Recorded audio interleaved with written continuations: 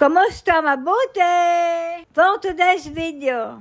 For today's video ay dumating ang anak ni Lola at may dala itong pagkain. At bago yan ay ito muna ang ganap ni Nili habang hinihintay namin ang kanyang kapatid. Pagkatapos kong paliguan ay buong akala ko ay nanunood ng TV. Ay kupot ng aking lapitan ay Sleeping Beauty na ang person habang nakaupo. Pagkatapos kong aliguan ay sabi ko ay wag matutulog dahil mayat maya na lamang ay tulog. At sa sobrang antok na nga siguro at hindi mapigilan ay nakatulog na habang nakaupo. Minsan nga ay nag-aalala na din si Lola dahil wala na nga ginawa kundi matulog ng matulog. At nagising nga lamang kapag kakain at pagkatapos kumain ay natutulog na ulit. Kaya naman nasabi ko ay mas magaling pa tumayo siya at maglakad-lakad nang hindi siya antukin. Pag nga gantong tag-init dito sa Israel ay habit na talaga ni Nili ang matulog ng matulog. At dahil nga andito nga lamang kami lagi sa bahay ay hindi nakakalakad si Nili ng malayo. Kaya naman sobrang bagal din ni Nili na lumakad dahil natatakot siya na baka daw siya matumba o madapa. Kapag nga pinalalakad ko dito sa loob ng bahay ay kailangan bantayan ko pa. Dahil kapag hindi ko binantayan ay iikot lamang yan ng isang beses at tama na daw. Minsan nga'y sinasabi ko na kapag hindi siya naglakad-lakad ay baka mapagaya siya kay Lola. Nahirap nga tumayo at nakahiga lamang lagi.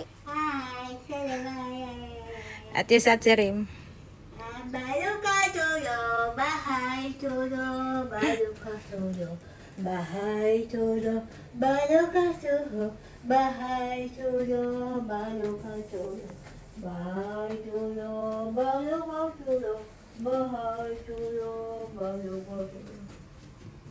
At pagkatapos mag-ikot-ikot ni Nili ay biglang dumating ang kanyang kapatid na si Ila na mas matanda sa kanya. At si Nili naman ay bunso sa kanilang magkakapatid. Pagpasok niya nga ay binati niya si Nili at kinamusta. At may dala nga din itong pagkain para kay Lola. Sa kwarto na nga ni Lola ang diretsyo niya at dala niya yung pagkain at ipapakita niya muna kay Lola. Pag dumadating nga ang kanyang kapatid ay hindi siya nakikihalubilo at lumalapit lamang kapag tinawag siya ni Lola. Eto pala yung dalang pagkain ni Ilan para kay Lola. Marak adashim o soup na gawa sa munggo o balatong na ibinlender. Mayroon din pritong isda na mismong anak ni Lola ang namingwit niyan. Libangan nga ni Ila na mamingwit kaya minsan kapag may huli ay dinadalhan niya si Lola. Saglit nga lamang dito sa bahay si Ilan at wala pa nga 30 minutes na nagtatagal ay aalis na daw siya. Bago nga siya umalis ay napansin niya yung aking mga binili na tissue na nakalagay sa garbage bag. Tinatanong niya sa akin kung ano daw yon at ano daw pagkakadami. Kaya naman nasabi ko yung tissue para kay Lola dahil araw-araw ay nag-LBM at kailangan ay maraming stock ng tissue. Bihirang-bihira nga lamang pumunta dito sa bahay ang anak ni Lola kahit malapit lamang naman ang kanyang bahay.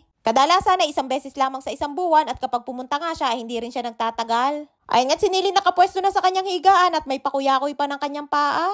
At ang sabi ko ay abay matutulog ka na naman kaya naman sabay bangot at ang sabi hindi daw siya tutulog. At hanggang dito na lamang ang ating kwento for today's video. Maraming po salamat sa inyong support at laging panonood. Mag-ingat po kayo palagi. And please subscribe to my YouTube channel. Please follow and share. Salamat!